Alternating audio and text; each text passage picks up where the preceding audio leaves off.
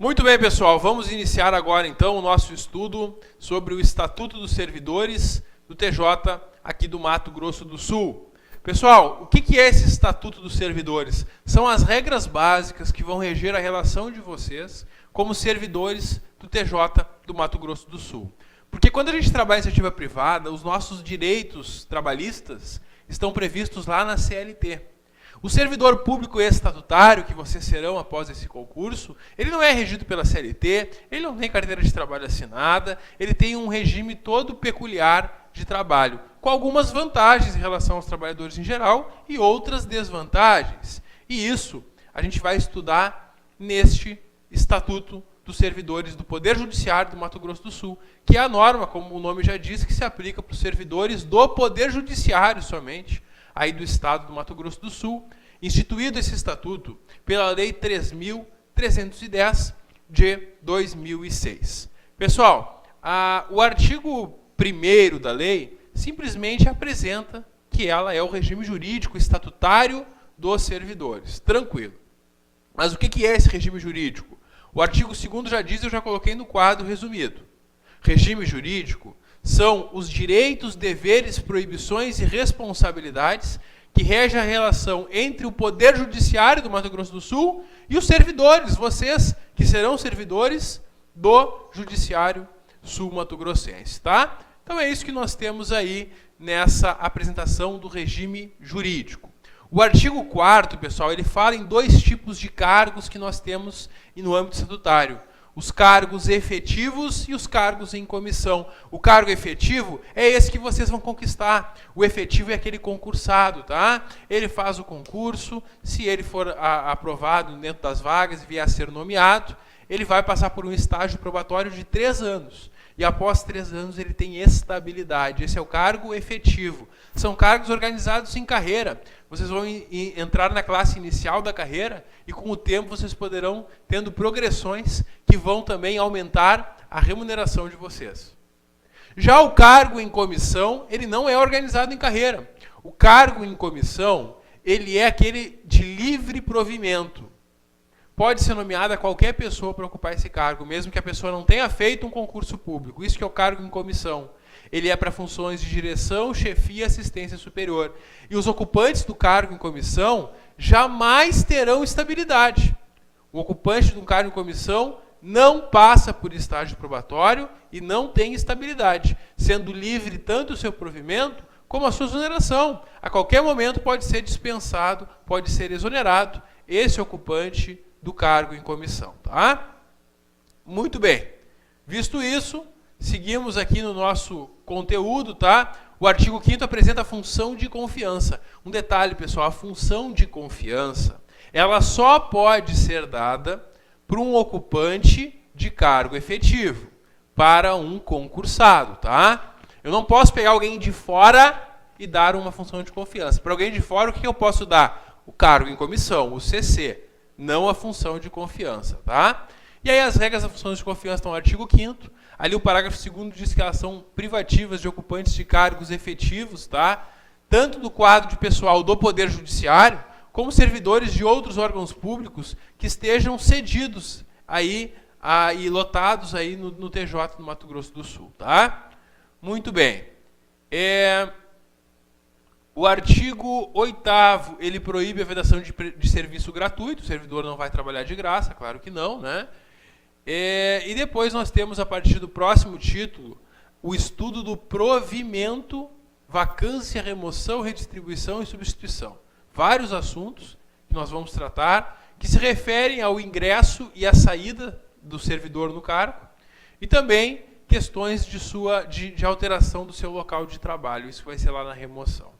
Vamos começar falando sobre o provimento. O que é o provimento, pessoal? Provimento é quando tem um cargo público que está vago. Tem um cargo vago. E tem vocês aí doidos para conquistar esse cargo. E aí vocês passam no concurso e vocês vão ser nomeados. A nomeação é uma forma de provimento. Porque eu pego alguém que não está ocupando o cargo e essa pessoa passa a ocupar esse cargo que está vago. Isto é provimento. Só que além dessa nomeação para o concurso, tem outras formas de provimento. Por outro lado, a vacância é quando um cargo já está preenchido e a pessoa deixa o cargo. Aí é a vacância.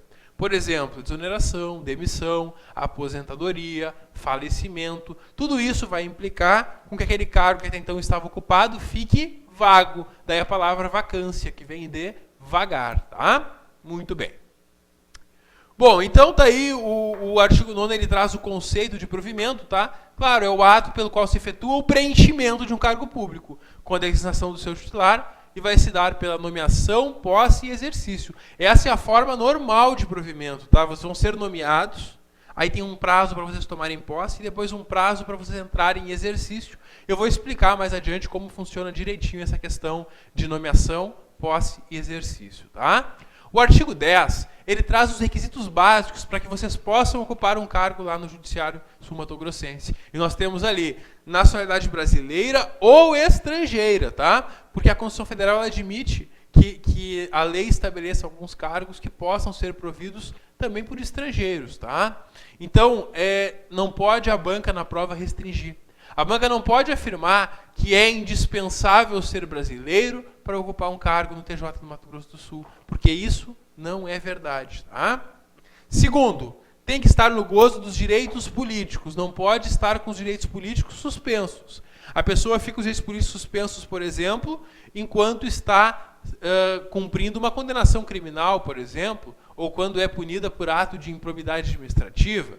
Então vocês têm que comprovar que estão no pleno gozo dos direitos políticos, tá? Também, quitação com as obrigações militar e eleitoral, militar só no caso dos homens, né? E eleitoral de ambos os sexos, que vocês comprovam, né? Com aquela certidão da Justiça Eleitoral, que comprova que vocês estão regulares, que vocês foram votar ou justificaram e tudo mais.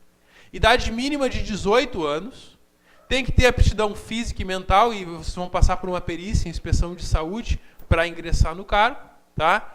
E também, dependendo do cargo, podem ter outros requisitos que a lei vai estabelecer. Tudo por lei, tá? Esses requisitos que estão no edital do concurso de vocês, eles também estão numa lei. E aí tem um cargo lá que vai pedir graduação em alguma área específica, vai pedir uma habilitação, uma carteira nacional de habilitação, por exemplo, algo do tipo pode estar no edital, para estar no edital porque está também numa lei, tá? Então, para cada cargo vão ter os seus requisitos específicos. Muito bem. O artigo 11, ele fala da reserva de vagas para as pessoas com deficiência. Isso aí é muito importante, tá? E essa reserva é de 10%, de até 10% das vagas do concurso para pessoas portadoras de deficiência, tá? Muito importante esse detalhe, por isso que eu coloquei neste quadro também, para vocês não esquecerem. Bom, o provimento ele se faz por determinação do presidente do TJ, tá? O presidente do TJ, isso a gente vai entender melhor estudando depois as normas do Poder Judiciário especificamente, tá? Mas o presidente do TJ, pessoal, no aspecto administrativo, ele é quem manda no Judiciário. Ele é a autoridade máxima do Poder Judiciário do Mato Grosso do Sul. Desculpem. Então, esse provimento dos cargos vai partir de uma determinação do presidente do TJ, tá? Bom, pessoal, o artigo 13... ele apresenta as formas de provimento, porque além da nomeação que a gente já comentou, tem outras formas de um cargo vir a ser preenchido, tá? A gente vai estudar cada uma delas mais adiante, tá? Detalhadamente, mas por enquanto eu quero só que vocês percebam uma coisa. Eu montei um quadro aí comparando as formas de provimento com as formas de vacância. Por quê? Quando a banca quer fazer uma prova fácil, uma questão fácil no concurso, ela vai simplesmente perguntar para ti, indique das alternativas a seguir, qual que não é uma forma de provimento. E aí o que ela faz? Ela coloca 4 formas de provimento e no meio delas coloca uma que é uma forma de vacância, por exemplo, para tentar te confundir. Então, se tu estudar, se tu revisar depois esse quadro, vendo lado a lado as formas de provimento e vacância, tu vai já perceber claramente essa diferença, tá? Além disso, pessoal, é importante a gente destacar que tem uma forma aqui de provimento que também é uma forma de vacância, que é a readaptação. Porque na readaptação, o servidor sai de um cargo, vacância num, e entra em outro, provimento no outro, tá? Então, um detalhe importante também nessa comparação entre os artigos 13 e 55. A gente vai estudar aqui no decorrer das aulas cada uma dessas formas de provimento e vamos depois chegar na vacância e comentar também sobre as formas de vacância, tá? Por enquanto esse quadro é só para vocês perceberem essa relação e quando revisarem já vão entender melhor após terem assistido a continuação aqui do nosso curso, tá? Bom, pessoal, nomeação então é o que vocês vão conquistar. A nomeação é o chamamento de alguém para posse e exercício. Mas alguém quem? No caso do cargo efetivo, alguém que passou no concurso. Vocês, no caso, tá? Muito bem. O artigo 16, então, fala que o cargo efetivo depende de concurso, que o cargo em comissão é livre de nomeação e exoneração, tá? Muito bem. Regras do concurso, no artigo 17 e 18, pouca coisa relevante, tá? É importante destacar a validade do concurso, que ele pode ser por até 2 anos, prorrogável uma única vez por igual período. Então, vocês vão passar no concurso agora, e aí tem 2 anos que esse concurso é válido, vocês podem ser chamados. Quando expirar os 2 anos, o presidente do TJ pode prorrogar esse concurso por mais 2 anos. E aí, pode aproveitar esse concurso por até 4 anos, se essa for a vontade do tribunal, tá? Muito bem. Agora vem o que mais nos interessa para fins de prova, a posse. A posse é a preferida das bancas de concurso nessa parte do conteúdo. Então nós temos que entender bem o que é posse. A gente já falou com nomeação, né? Porque como é que vai funcionar, pessoal? Vocês vão passar nesse concurso e aí, antes disso tudo que a gente vai ver aqui tem a festa, né? A festa que vocês pagam para o professor, churrasco, né? Num domingo. E aí depois dessa churrascada que vocês vão pagar para o professor, aí vem essa parte burocrática aqui, de vocês assumirem o cargo. E o que é essa parte burocrática, pessoal? Nós temos a nomeação, é a primeira delas. Como é que vai ser a nomeação, pessoal? O presidente do TJ, ele vai dizer lá para o setor de RH, olha, eu quero convocar os candidatos do concurso, tantos de cada cargo. Ele vai dizer os cargos e quantas vagas ele quer. O pessoal do RH lá do tribunal vai pegar a classificação final do concurso, aquela que vocês vão figurar entre os primeiros colocados, e aí ele vai ver o nome de vocês e vai colocar o nome de vocês no Diário Oficial. Ele vai nomear vocês. Vai colocar os nomes no Diário Oficial. Isso que é nomear. Só isso, pessoal. No momento que vocês foram nomeados, estão nessa lista, vocês estão sendo chamados para assumir o cargo para o qual vocês passaram no concurso, né? Aí vai abrir um prazo para vocês trazerem toda a documentação de vocês, marcarem aquela inspeção de saúde e comprovarem que vocês podem e querem assumir esse cargo, que vocês aceitam esse cargo. A posse é uma aceitação do cargo, tá? E aí, quando vocês tomarem posse, vocês não precisam nesse mesmo dia começar a trabalhar. Se quiser, pode. Mas se não quiser, vocês têm um prazo ainda para entrar em exercício. Exercício é quando vocês começam de fato a trabalhar. E toda a vida funcional de vocês vai começar aqui no exercício. Porque aqui vai começar o estágio probatório de vocês. Aqui vai ser o primeiro dia de serviço para cômputo de antiguidade, de aposentadoria e tudo mais, para concorrer a promoções, tá? Então aqui começa a vida funcional de vocês como servidores do TJ na prática, tá? Porque vocês começam a trabalhar de fato.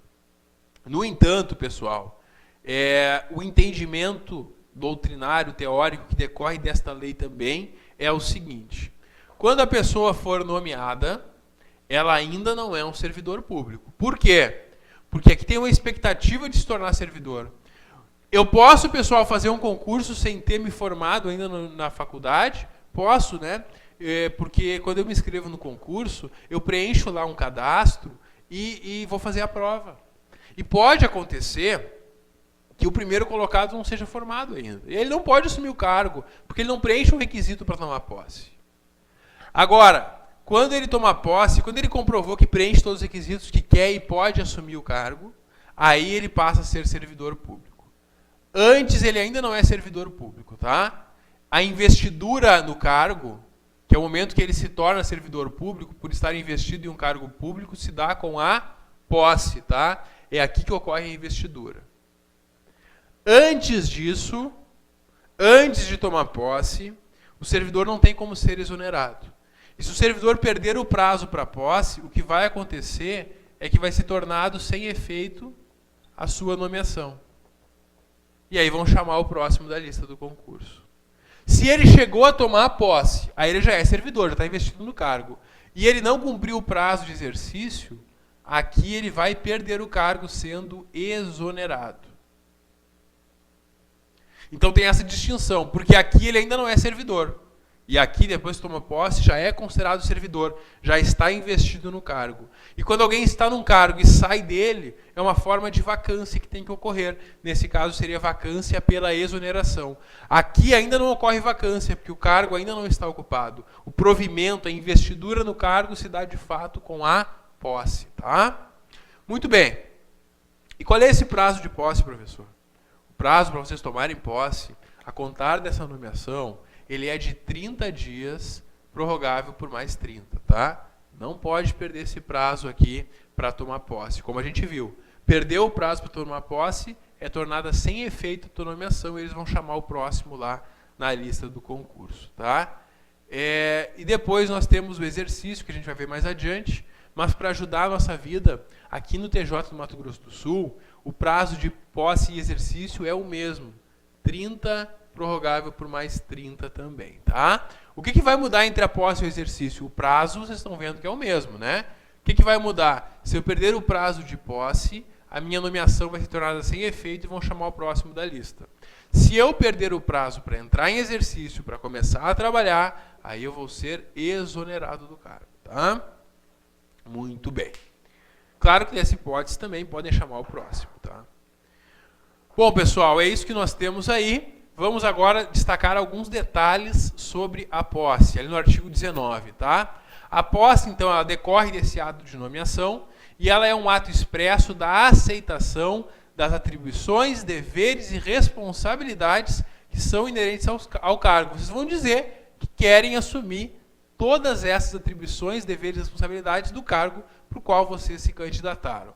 Com compromisso de desempenhá-la com probidade e obediência às normas. Tranquilo. Aí vocês vão assinar um termo de posse. O prazo de posse eu já comentei com vocês, está ali 30 mais 30. O parágrafo 4º é importante, que ele permite a posse com procuração. Então, se a banca perguntar na prova, pode ter posse com procuração? Pode, tá? Está autorizado no parágrafo 4º. Muito bem. O parágrafo 9º também é muito importante, que ele diz que a investidura ocorre com a posse. A investidura é quando o servidor é de fato colocado e passa a ocupar aquele cargo que até então estava vago, tá?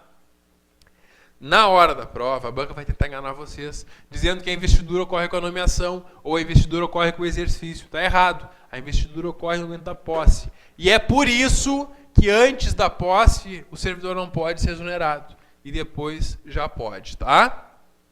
Muito bem.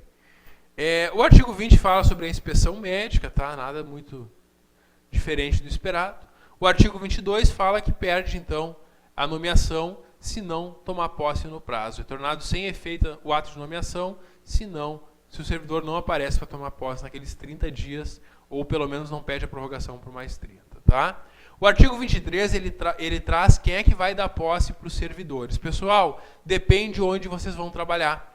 Porque os servidores que vão trabalhar no próprio Tribunal de Justiça, que é lá na capital, em Campo Grande, mas na secretaria daquele Tribunal de Justiça, eles vão ser nomeados pelo presidente do TJ ou diretor-geral da Secretaria do Tribunal de Justiça. Tá? Isso quem for nomeado para trabalhar no próprio Tribunal de Justiça, que é onde é a sede administrativa e é para onde vão os recursos, né, das principais decisões dos juízes. Tá? Quem for trabalhar nos órgãos judiciários de primeiro grau vai trabalhar nos fóruns, né, e comarcas espalhados pelo estado do Mato Grosso do Sul, inclusive na capital, mas em primeiro grau, tá? Neste caso, quem trabalha nesses foros vai ser nomeado pelo juiz, vai ser empossado, melhor dizendo, desculpe, vai ser empossado pelo juiz de direito, diretor daquele foro. Porque em cada foro tem um diretor, que é um dos juízes que lá atuam, tá? É esse juiz, diretor do foro, que vai dar posse nos cargos de primeiro grau. A maioria dos cargos no concurso é em primeiro grau, tá?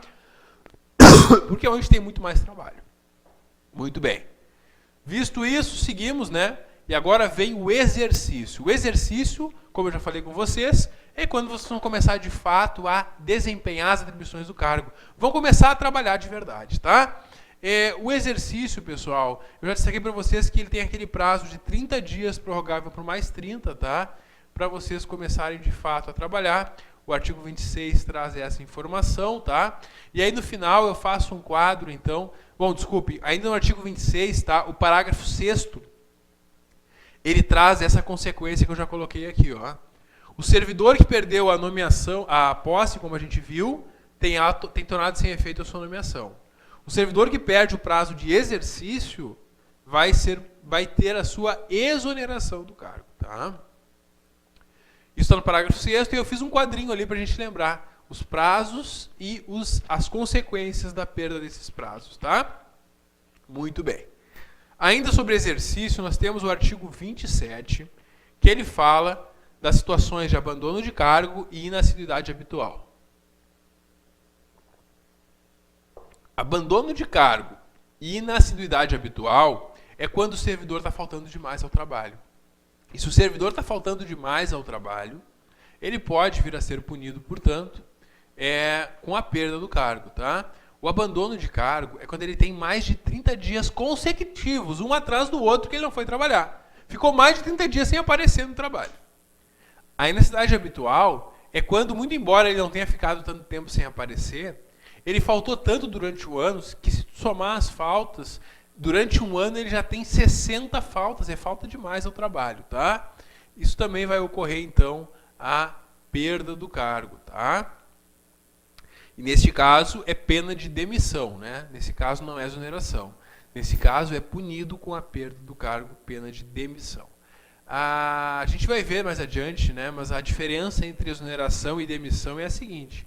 A exoneração é quando o servidor ele não cometeu nenhuma falta, mas ele não cumpriu algum requisito, ou ele não é interessante mais para o cargo, ele é exonerado.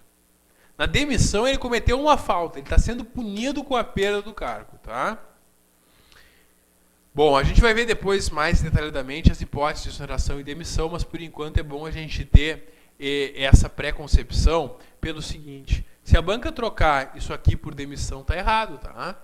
O servidor que perde o prazo de exercício, ele não vai ser demitido, ele não fez nada de errado. Ele só perdeu um prazo, e ele perdeu a oportunidade de entrar em exercício. Mas ele não cometeu uma falta que ele mereça ser punido. Agora, se ele falta demais ao trabalho, ou se ele comete algumas infrações puníveis com demissão, que a gente vai ver mais para o final desse estatuto, aí ele vai ser demitido, não exonerado, tá? Muito bem. Então é isso que nós temos aí. A próxima sessão fala da frequência horária, da sessão 6, tá? Tem ali meras regras burocráticas de como que vocês vão bater o ponto, se vai ser digital, se vai ser por escrito. Tudo isso também é que vocês vão ver mais na prática, tá? É interessante o artigo 32, que ele proíbe que o servidor seja dispensado de bater o ponto, tá? Exceto em casos expressamente autorizados pelo presidente do TJ. Mas, via de regra, todo servidor tem que bater o ponto, tá? Muito bem. Estágio probatório, isso aqui é muito interessante, cai muito em prova e eu sei que vocês têm muita curiosidade sobre isso, né? O estágio probatório, pessoal, é o período que vocês vão ficar sendo avaliados. A partir do momento que vocês entrarem em exercício e começarem a trabalhar, eles vão ver se vocês são realmente bons servidores, se vocês preenchem os requisitos para continuar naquele cargo, então, além daqueles 3 anos do probatório.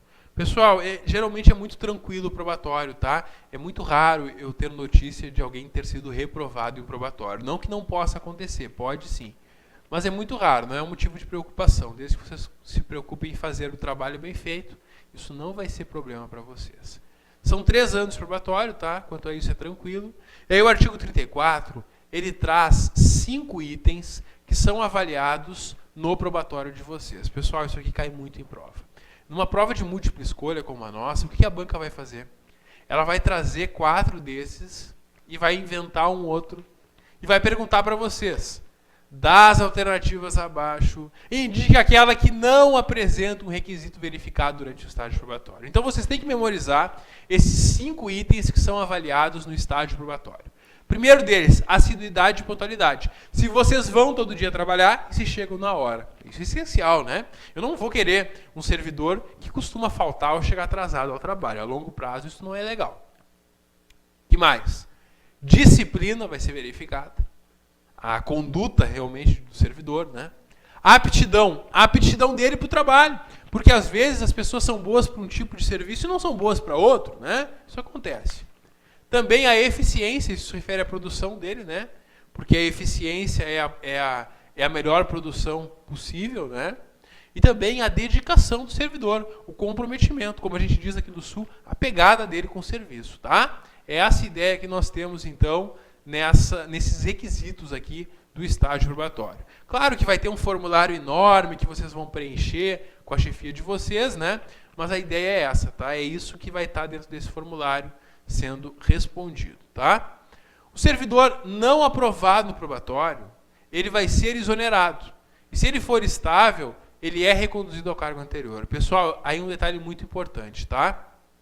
Se eu não passei no probatório, vejam bem, eu não cometi nenhuma falta. E se o servidor não cometeu nenhuma falta no probatório, ele não vai ser punido com demissão. Mas ele vai perder o cargo. Mas isso não é uma punição. É simplesmente uma constatação que ele não serve para o cargo. Eu vou chamar uma pessoa que sirva. Eu não estou punindo ele. Eu estou buscando o melhor para a administração. E isso é uma exoneração. Tá? Porque o camarada que não passou no probatório não quer dizer que ele fez alguma coisa errada. Talvez não tenha feito muitas coisas certas e por isso não está sendo confirmado. Mas ele não cometeu uma infração. Tá? Essa é que é a ideia.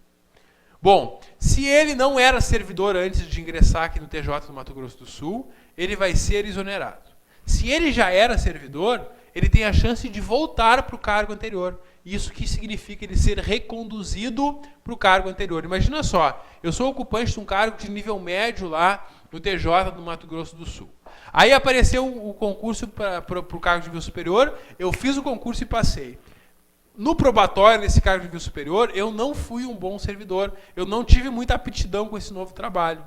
Só que antes eu era um excelente servidor no cargo anterior e já era estável no cargo anterior. Eu tenho a oportunidade de voltar para esse cargo anterior, tá? Isso existe para não desestimular quem já é servidor a tentar cargos maiores. Porque às vezes o servidor poderia pensar, eu não vou arriscar perder o cargo que eu já sou estável para fazer um probatório de 3 anos. Pode arriscar sim, porque se tu não passar naquele probatório, tu pode voltar para o teu cargo. E isso que é a figura da recondução, tá?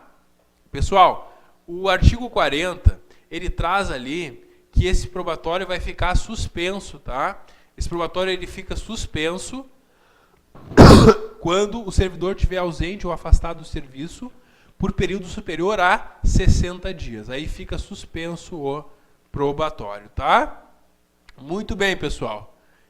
Temos ainda a estabilidade. A estabilidade decorre do próprio probatório, né? Após os 3 anos, sendo bem avaliado nesse requisito, vocês vão ter a estabilidade. Pessoal, a estabilidade é uma grande proteção que nós, servidores públicos, temos. Porque, diferentemente de quem trabalha em iniciativa privada, que a qualquer momento pode ser mandado embora, nós não podemos ser dispensados. Nós temos a garantia desse cargo, tá? A gente só vai perder o cargo de 4 formas. Memorize essas 4 formas, porque é muito provável que isso caia em prova. Sentença judicial transitada em julgado. Não basta uma sentença judicial, tem que ser uma sentença judicial definitiva, que é aquela que já transitou em julgado. O PAD, que é o processo administrativo disciplinar, que assegure para o servidor ampla defesa. A gente vai ver aqui na lei como funciona esse PAD, tá? Avaliação periódica de desempenho, tá? Isso ainda não foi regulamentado, tá? Mas já tem a previsão na Constituição e na lei para que isso ocorra. Isso seria o seguinte, mesmo após o probatório, o servidor vai continuar sendo avaliado. E se ele não estiver apresentando um bom desempenho, ele vai poder perder o cargo. Mas isso ainda não tem aplicação prática, mas pode cair na prova, tá? E a 4ª situação é corte de despesas. Mas esse corte de despesas não é qualquer corte de despesas, tá? É na forma que prevê a Constituição Federal e a Lei de Responsabilidade Fiscal, tá? Porque se o TJ ficar com um custo de pessoal muito alto, ele é obrigado a reduzir o pessoal.